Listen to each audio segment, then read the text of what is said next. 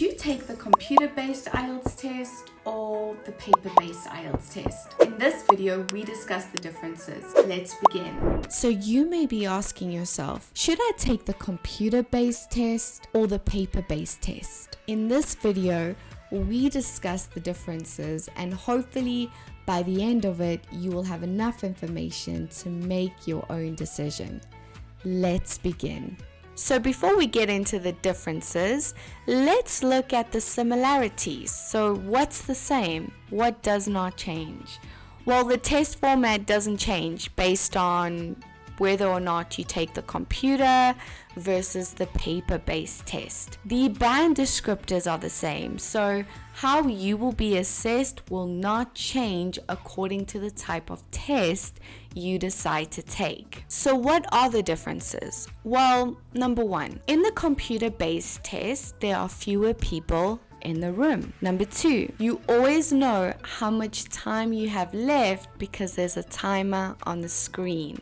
Now, some might say that this is a big advantage since IELTS is all about time management. In the paper-based test, of course, there are more people in the room and you don't have a timer, but you do have a clock. So you will have to take note of what time each section begins to know how much time you have left.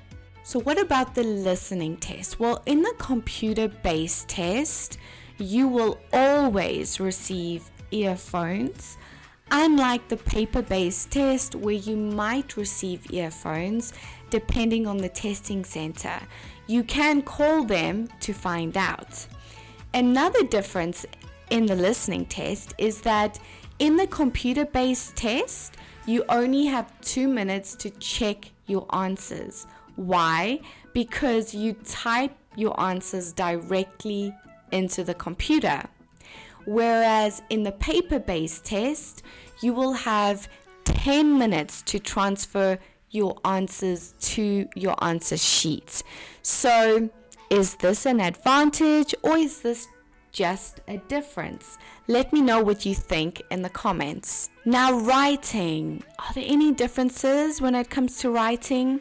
Well, firstly, if you're not comfortable typing on a computer and you don't type fast or at a good pace, you may want to take the paper-based test for obvious reasons. Because if you type slowly, then this will eat into your time. And as I've said before, IELTS is all about time management. Now, if you write slowly and you have really untidy handwriting, so untidy it's almost difficult to read, then you may want to take the computer-based test. So once again, this will depend on you and your skills, your capabilities, and what you feel comfortable with.